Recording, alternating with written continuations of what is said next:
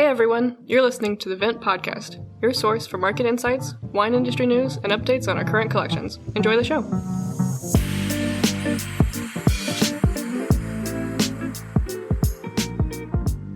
Hey everyone, welcome back to another episode of the Vint podcast. My name is Brady. I lead investor relations at Vint, and I'm joined, as always, by Billy Galanko, who is our head of wine. We have a great episode today as our 2022 Q1 quarterly collection update report came out this past week. It's our first report of our entire portfolio, and we're excited to share updates on each collection, which Billy will go over here in a moment. And then later on in the episode, we have a really great interview with David Keck, master sommelier, working on a really fun project in Vermont, growing wine. And David's just an awesome guy, man of many talents, and we had a great conversation with him. So stay tuned for that. But right now, Billy, could you just give us the high-level updates on our collection report for the first quarter and just where our collections stand? For sure. Yeah. So this collection report has been a long time coming. We've heard from many of our community members, they'd like to hear some updates on their collections. And we've definitely been trying to explore the best way to present all of that to everyone as these collections have started really to accumulate here. So what we did for this report was basically just grouped all of our collections into one massive report. We gave you a general highlight of the overview of the whole wine kind of secondary market, and then a little blurb on each of the collections in particular.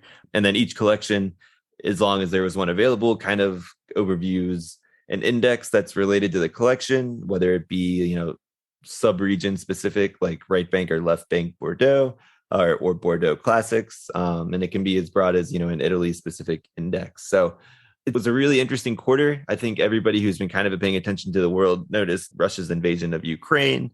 Many people in Europe in particular have been kind of trying to wait and see how that's going to impact the economy there. And of course, it's, rippled out into the United States as well. But when it comes to the secondary wine market, there is certainly going to be an impact. So Q1 overall, again, the secondary wine market is growing as a whole. The fine wine category, measured by the Livex 1000, which is kind of the benchmark for the macro scale of wine in the secondary trading market. How is it doing?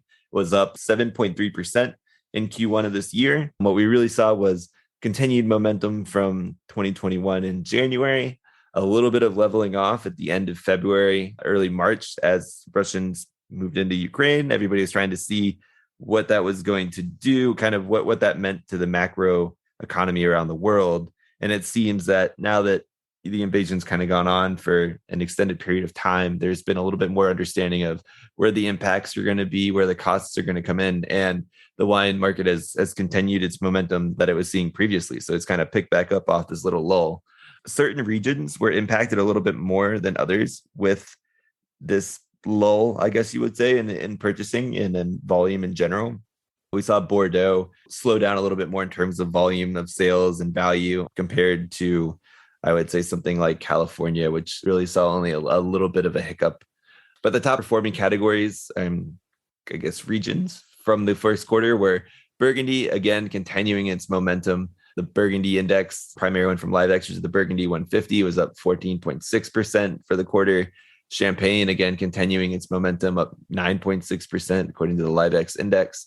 And California was also up 8.3%, according to their California 50 index.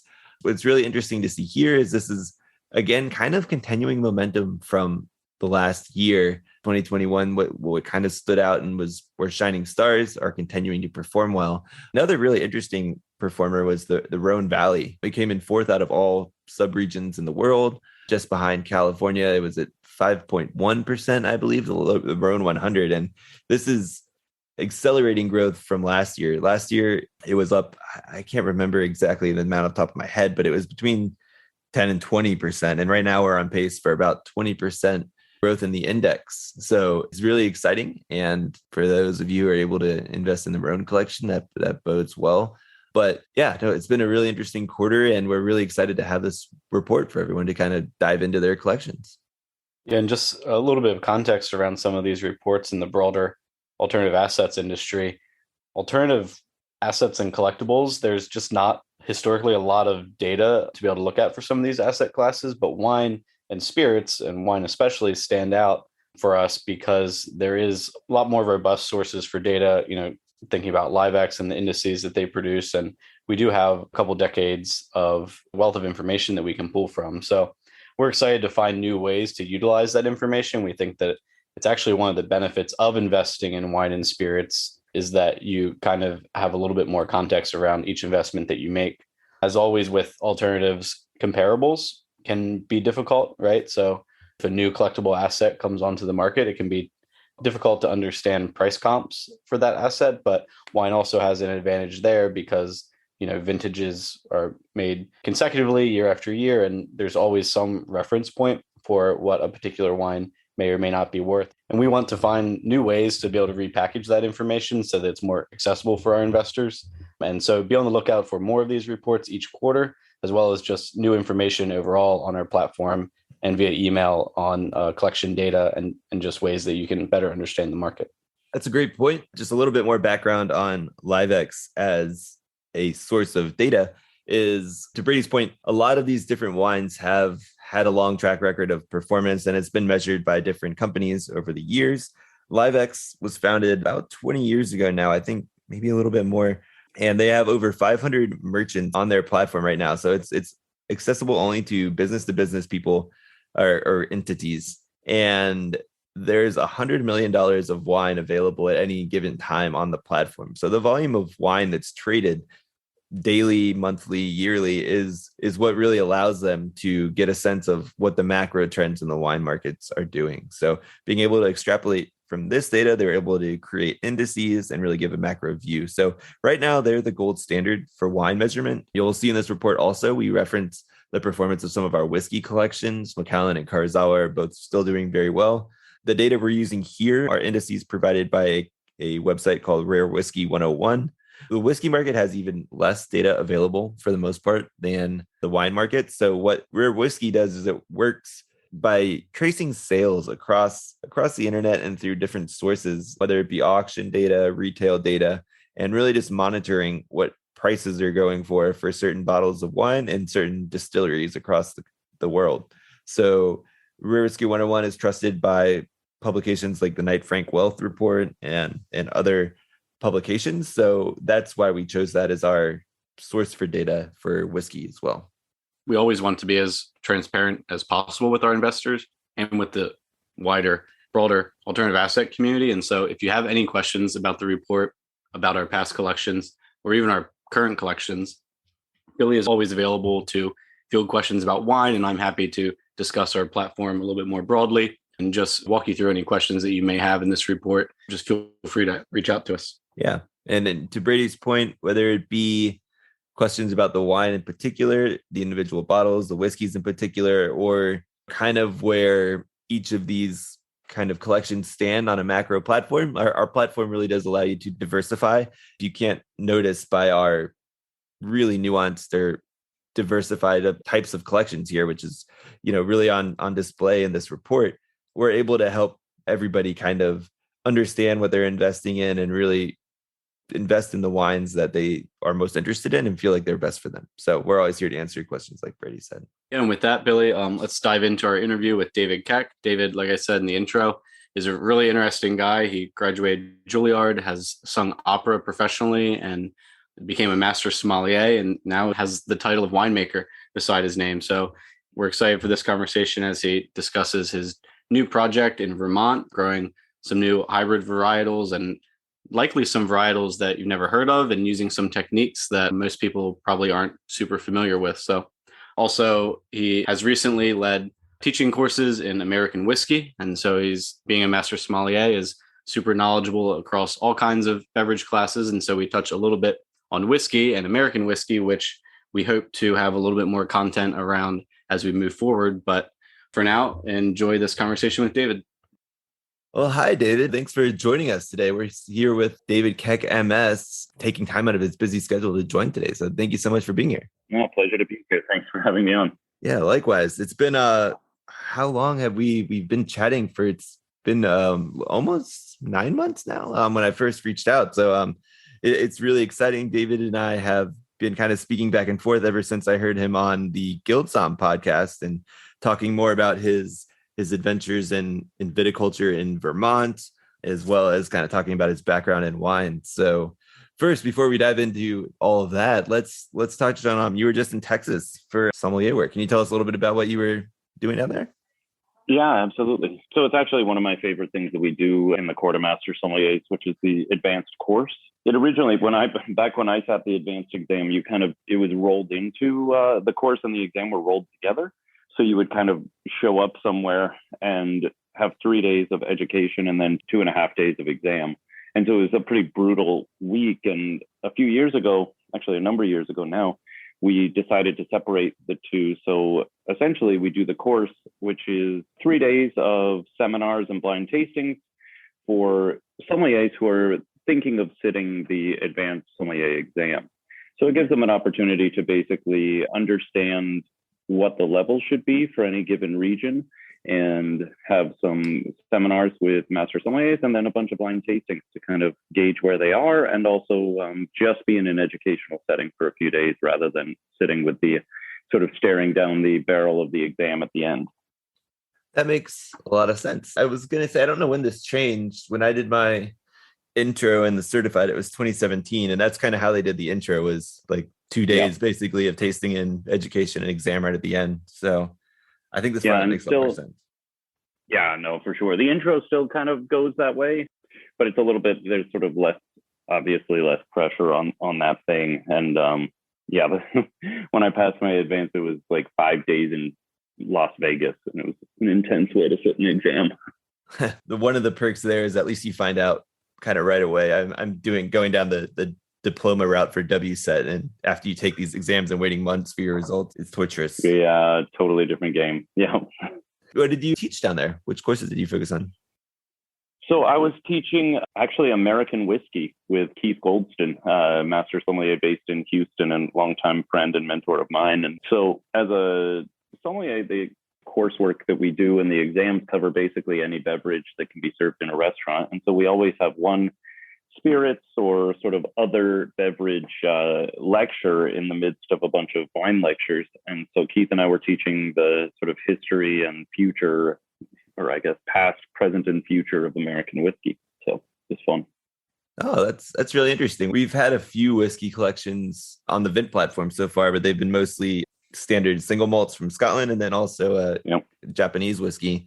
Where do you see the American whiskeys kind of going outside of, the only reason I know this is from my certified sommelier time was, the only thing that makes bourbon is 49%, or is it 51% corn? And then, the rest of the mash bill can be anything. Let me know if that's true, number one. And number two, do you see more, single malt styles trying to be made here? Where do you see it going in the United States? Yeah, it's funny. I mean, looking at what is happening now is definitely somewhat a look to the past, and in the way that a lot of places are going with their wine as well. American whiskey, I think we certainly have the bourbon craze, and that hasn't let up. And the sort of cult nature of Kentucky bourbon particularly is pretty intense. And yeah, I mean, the mash bill is a lot of an aging requirements in new oak barrels, new charred oak barrels. Like, those are kind of the specifics of, or sort of the requirements for bourbon. But I think what we're seeing elsewhere, we showed whiskey from Maryland, where they're starting to do an old school Maryland rye, which predates bourbon anyway. Maryland and Pennsylvania rye predate the sort of Kentucky bourbon days and the frontier whiskey making. And then, seeing what we're doing, we tasted, Whistle Pig 15, which is actually a Canadian whiskey aged in Vermont barrels. So totally unique there, but they're also doing a bunch of rye here in Vermont with Vermont rye and aged in Vermont oak. And so I think there's definitely a push right now in the American whiskey world to find a sense of terroir in a way that it hasn't really 100% existed outside of sort of the Kentucky bourbon world. So it's really fascinating. And I think we're seeing that in Canada as well, with some Canadian whiskeys that are moving away from sort of large batch blended whiskeys to sort of small batch, more localized production. And it's fun and some really, really beautiful stuff. So cool. I'll let Brady hop in here in a sec. He's from Maryland, so that's interesting to hear. He probably has a question on which ones, but just to clarify for our listeners. So to be bourbon, it has to be 51% corn, and then it has to spend at least like a little bit of time. I mean, I've heard of some as low as like an hour or so in 100% charred new American oak barrels. Or is that the two main requirements to be considered Those bourbon? are the big, yeah, that's it. And then as soon as you start throwing different things like straight bourbon or Kentucky straight bourbon or bottled in bond, and I mean the nomenclature gets more and more complicated from there on in. Yeah, and I love we were talking about the a lot of the historic aspects of whiskey production are not 100% known, right? Because a lot of this wasn't written down. So, there's a lot of myths around it. But one of the arguments that Fred Noe, of sort of the son of Booker Noe, the hierarchy of whiskey production, was talking about why it's new American oak that has to be used for bourbon production. And he was like, well, probably had a lot to do with the Cooper's lobby in Washington. So a bunch of Coopers went in and said, no, it has to be new barrels. And so all of a sudden they've got a steady stream of new barrels going to Kentucky. Good source of revenue. That's hilarious. I grew up in Maryland and then a little bit spent a year after college, which I went to in Baltimore, in Pikesville. And so I guess one of the names in rye is maybe Heaven Hill Distillery and the Pikesville rye. Yep. Pikesville rye, sure. Yeah, I guess is definitely, maybe leading the Maryland stage, at least like in the consumer markets from what I can see. But, I've kind of been interested in heritage varieties, grain varieties. I know down in South Carolina, High Wire Distillery, in collaboration with Anson Mills, I think, did a Jimmy Red Corn whiskey, which I'm not sure if you're familiar with this. It's 100% Jimmy Red Corn whiskey with just absolutely incredible depth of flavor for 100% corn. It's people are doing some really incredible things with these heritage varieties and stuff that they're bringing back. Yeah, no, absolutely. Well, the one we were actually working with out of Maryland is Sagamore Spirit. I don't know if you've tried their stuff. Yeah, but that's Kevin Plank's, I guess. Exactly. Yeah. Yeah. And they are just now, I think we actually brought in bottling they call Penny's Proof, which has just been released for their club thus far and is only available at the distillery, and they sell it for a penny a bottle because it's not yet ready age-wise, but it's made exclusively with Maryland rye. So it's now, I think, 4.5 years old, and they're getting close to releasing it, but it was absolutely delicious, really nice. I mean, just like in wine, there are so many, not side projects, but projects going on under the radars that go so much deeper than just Napa or just Kentucky bourbon, right? Right. Oh, 100%. It's part of what makes things interesting. Yeah, and that's part of why we're chatting today. So let's dive in here to how you got into wine and a little bit of your somm journey, and then we'll get into one of those under the radar projects and movements, I guess, Vermont wine. So how did you get into wine in the first place? So it's a little bit of a circuitous route. I like many people looking to have a side source of income, I started bartending when I was 18 and then bartended my way through college and always kind of worked in restaurants, worked in some decent places, ran a couple of small bar programs. But bear in mind, this is a while ago, long before I think the cocktail revolution really firmly hit. So, using fresh juice in anything was still a revelation for most people back when I was getting into bartending. And then I was a musician for many years. It was sort of my first career. And I like to credit a friend and mentor and wine connoisseur in New York, who is also a coach. And he's a coach and conductor and pianist, Ken Merrill, who I worked with at Juilliard when I was there. And Ken and his partner, Chris, are they're collectors, but also have been in wine and love wine and are friends with a bunch of winemakers. And Ken kind of found out that I was interested in wine, if only sort of peripherally. And he said, well, you should, come over for dinner. We'll try a bunch of stuff. And that was kind of one of my first revelatory dinners where, I brought my own little bottle of, I think, French Syrah, but it was, kind of inexpensive and just trying to figure out what I was doing. And, Ken and Chris were like, great, well, if we're going to try this, we should pull out this and then let's try this together. And by the time we were done with dinner, it was 10 bottles on the table and just, tasting everything. And that was kind of the beginning. So from there, ended up bartending at a wine bar when I was doing my master's in music as well. And then decided to take a career change in 2010 away from, I was professionally singing opera, and I decided, you know what? It was right after the economy kind of took a dive and most of the opera houses were kind of doing the same operas over and over again in the States. And I said, you know what? I think I'm going to try something new. Right about that time, I sat my intro course with the quartermaster sommeliers, and the rest is history, I guess. Yeah, that's awesome. The man of many talents. So I guess working through all of that, how did you end up back in Vermont? I guess Vermont's obviously where you grew up. What brought you into the actual viticulture and winemaking kind of scene? And then we can dive into what you're doing up there. Yeah, so I taught a course actually for the quartermaster sommeliers here in 2020. At that time, I was a partner in a hospitality group down in Houston, and we'd opened a honky tonk, a cheese and wine shop, a restaurant, and we were about to open a fine dining restaurant. And came back and kind of realized how exciting the wine culture was in Vermont, how it was growing, and definitely didn't have, the intro course that I taught up here was the first course that had ever been offered in Vermont. And so it kind of sparked an interest in coming back and spending time. Also, my family's still here, having grown up here in Vermont. So kind of weighed a lot of options, and with my partner Lauren, who's also from the Northeast, and we decided in February to cut everything loose in Houston and move back to the Northeast. We were debating moving around June, July, and then beginning of March, sort of got the impression we should leave because it was 2020 and it was the beginning of the pandemic and nobody had any idea what was happening.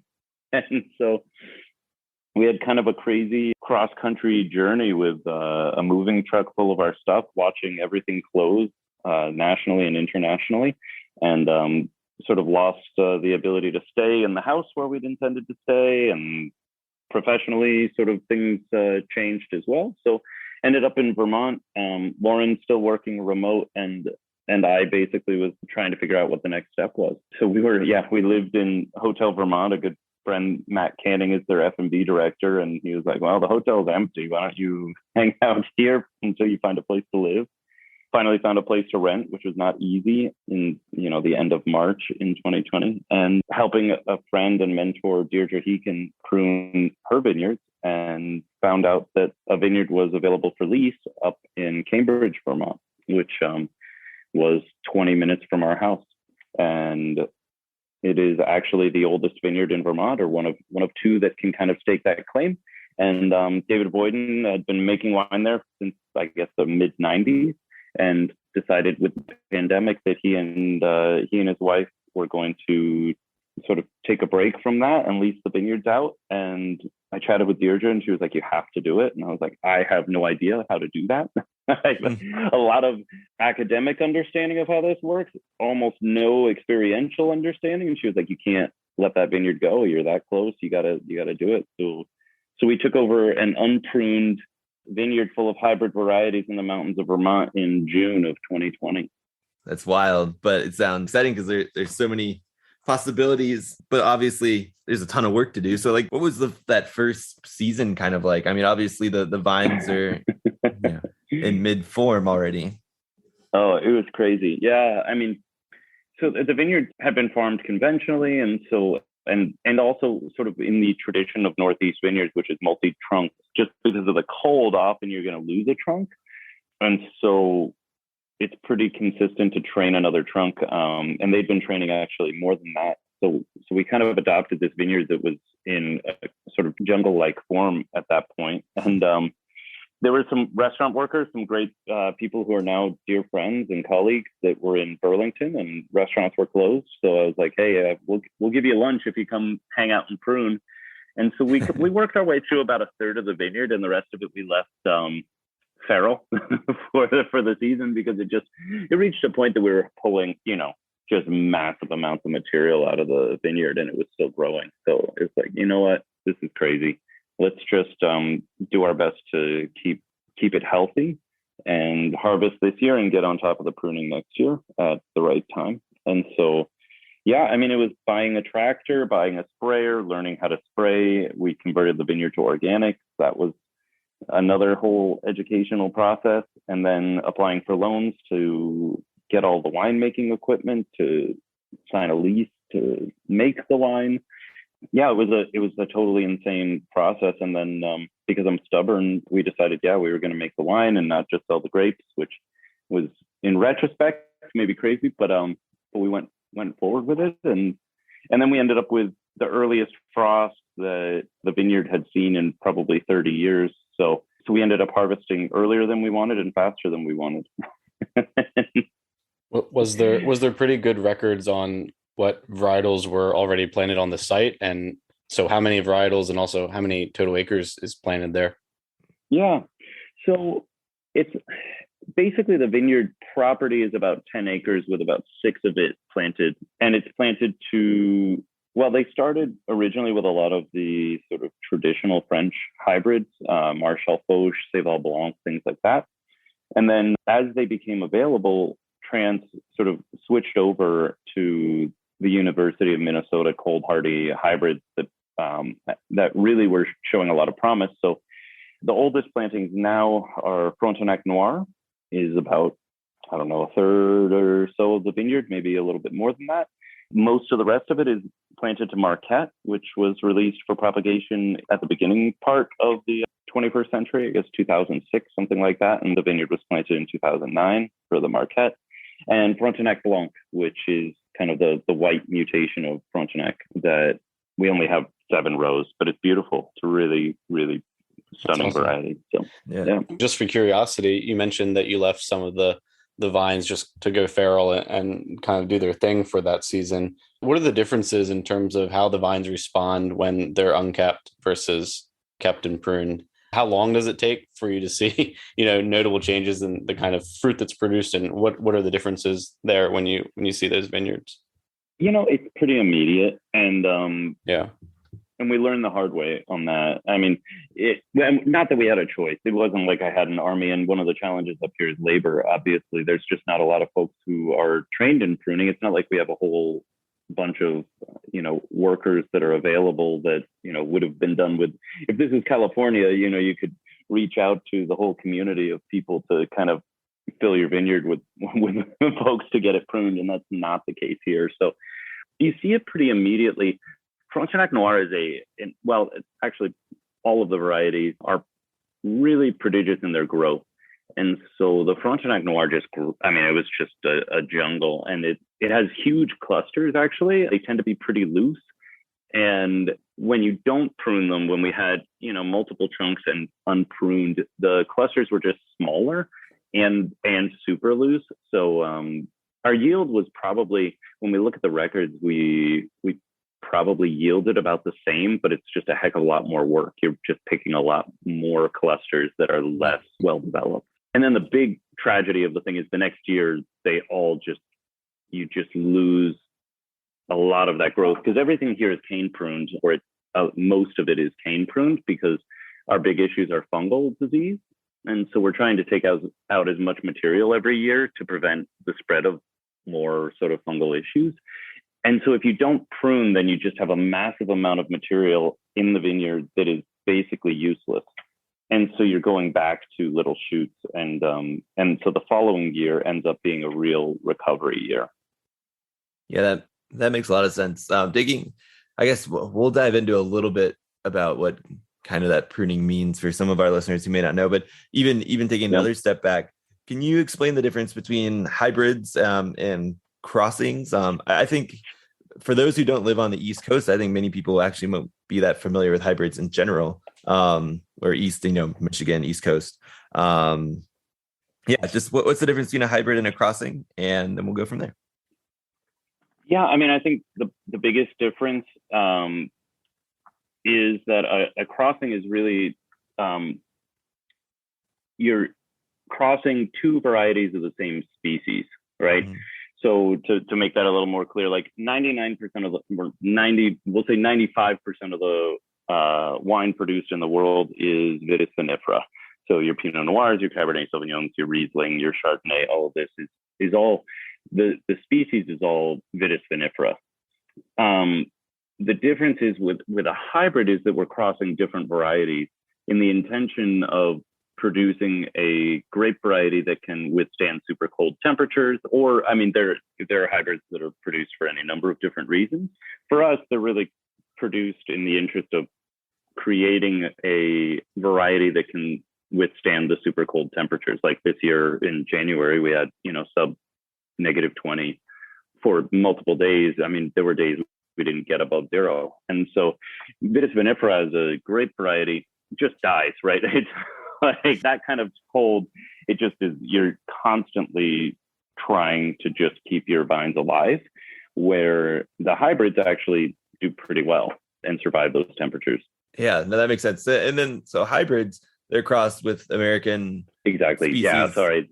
Yeah. Yeah, I wasn't super clear. So they're crossed with species that are native to the US and already sort of can sustain those cold temperatures.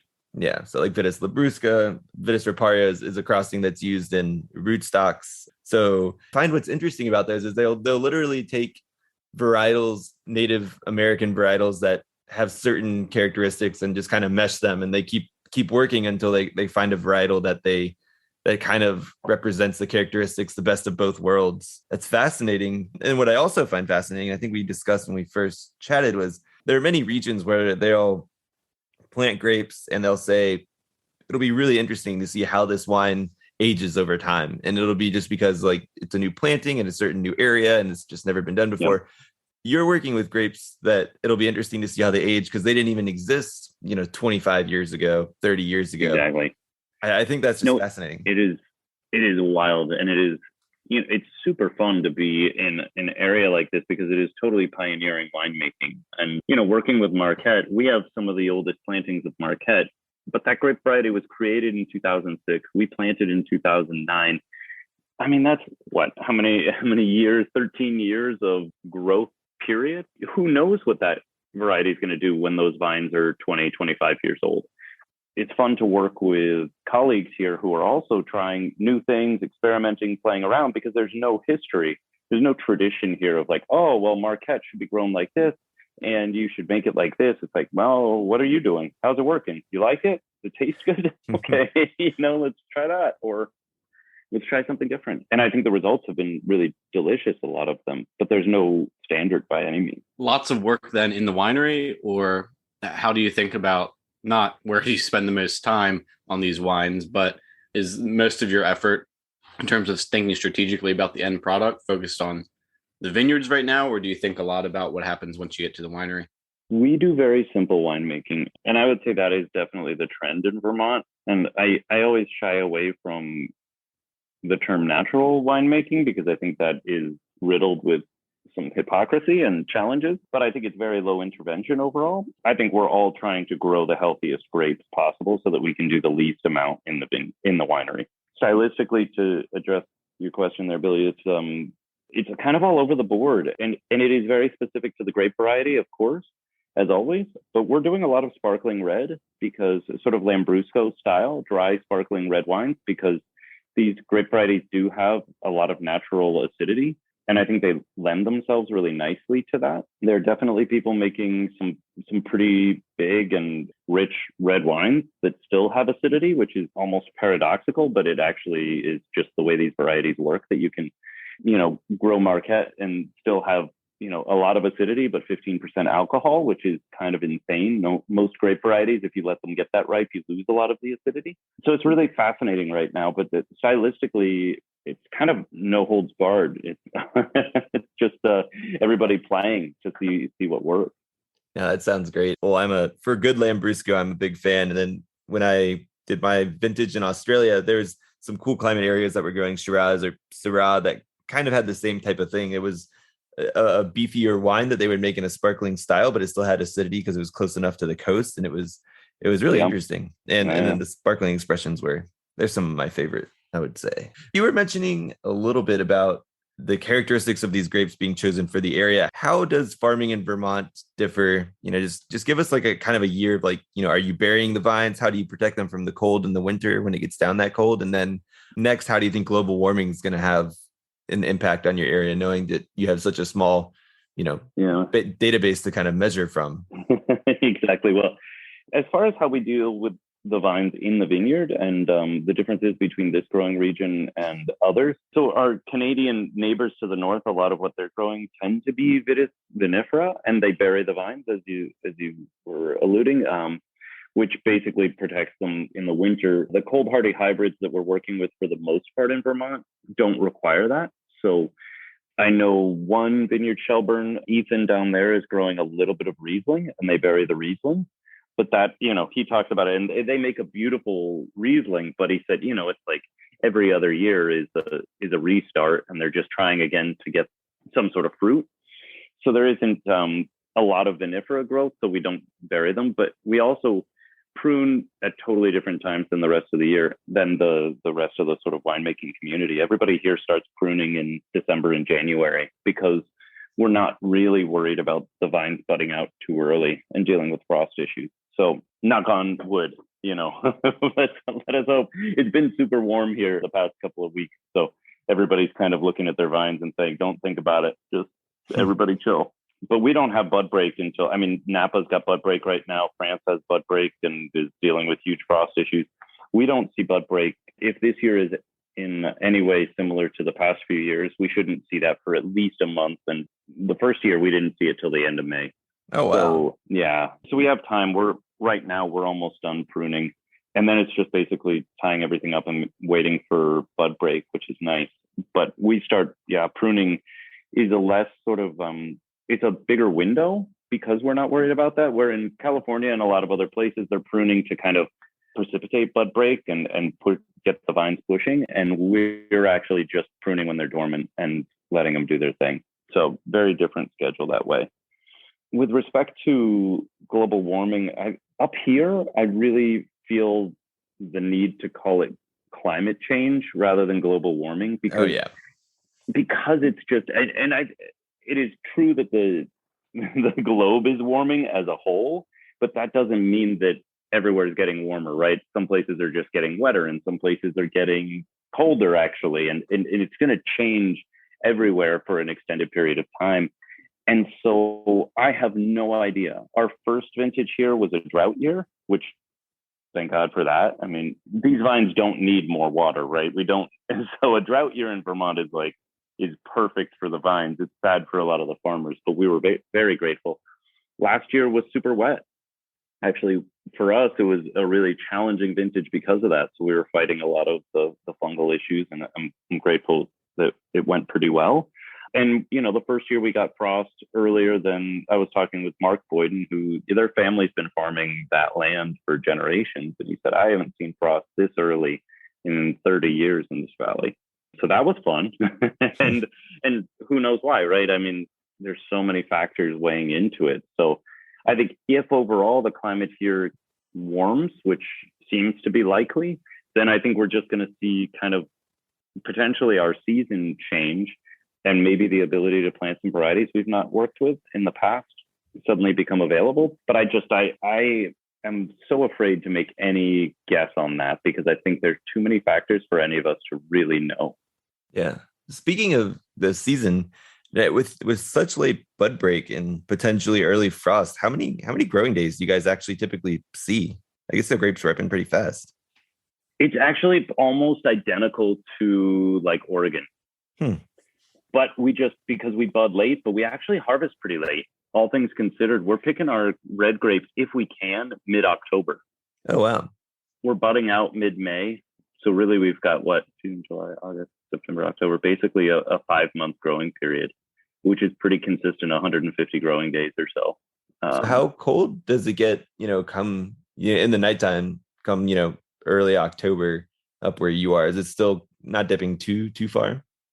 It gets cold. Like I said, we had a few days. We had like 3 hard days of frost in late September in the first vintage that we had. Last year's, we had rain more than anything else, but it'll drop into the 40s. But we're really not worried until it gets into the low 30s, and really it's the sort of mid to high 20s that we worry about frost and things like that.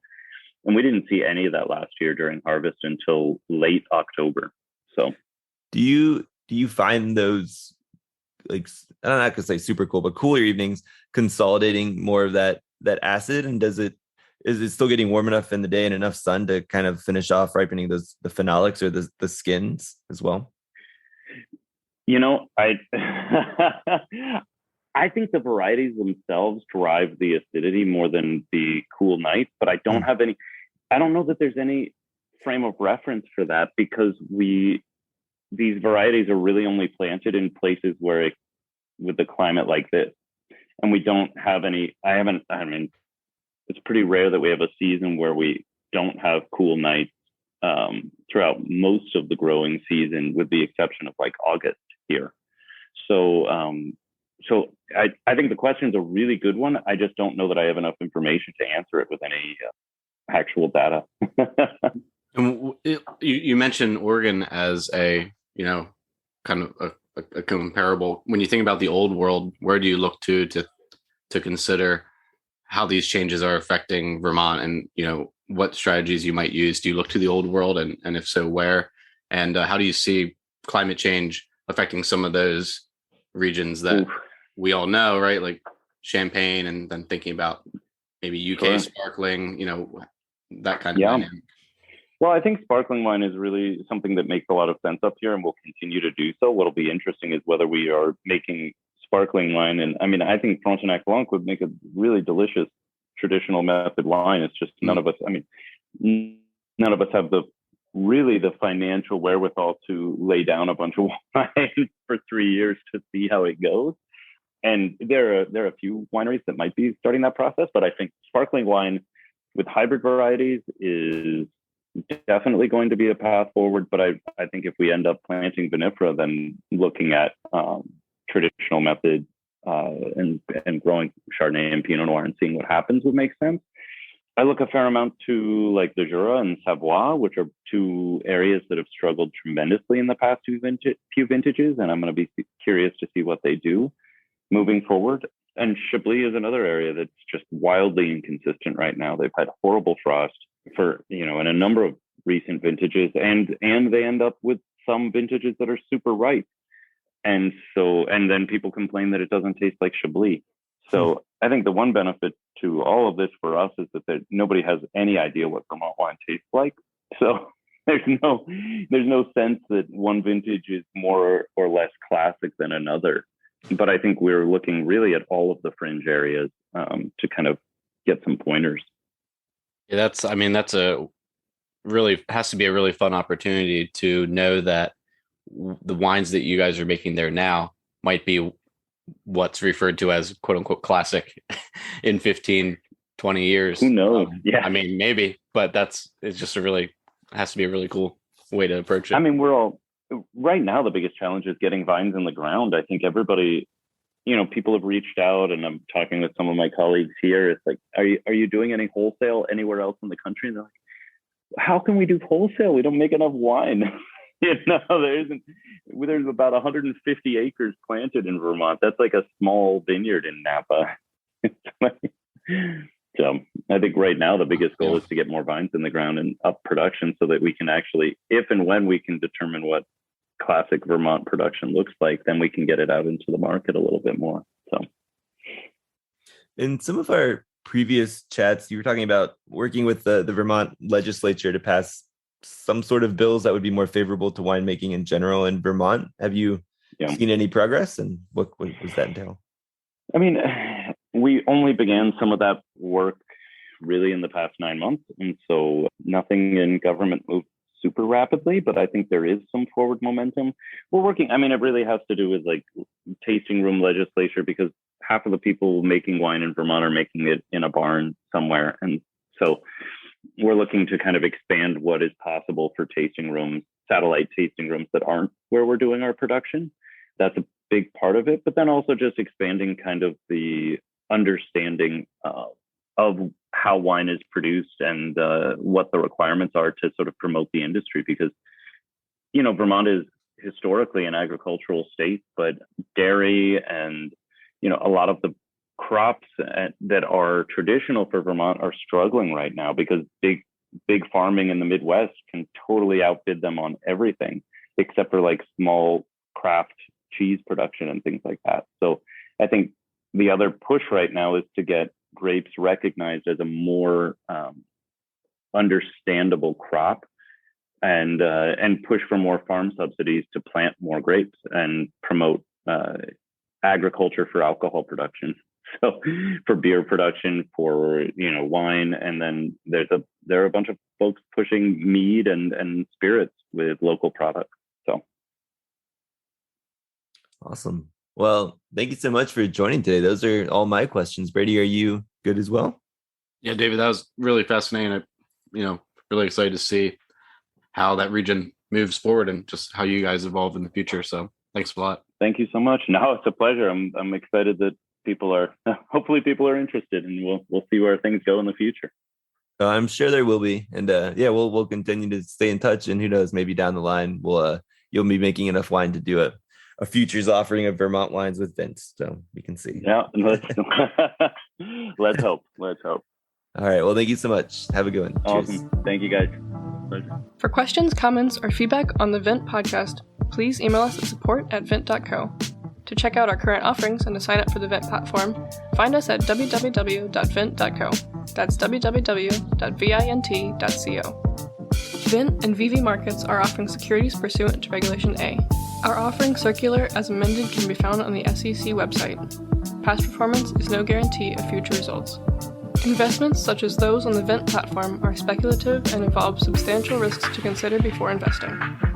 We may provide communication that may contain certain forward-looking statements that are subject to various risks and uncertainties. Information provided in any communications is not legal, business, or tax advice. All prospective investors should consult a legal, tax, or business advisor concerning the subject matter of any communications and any offering.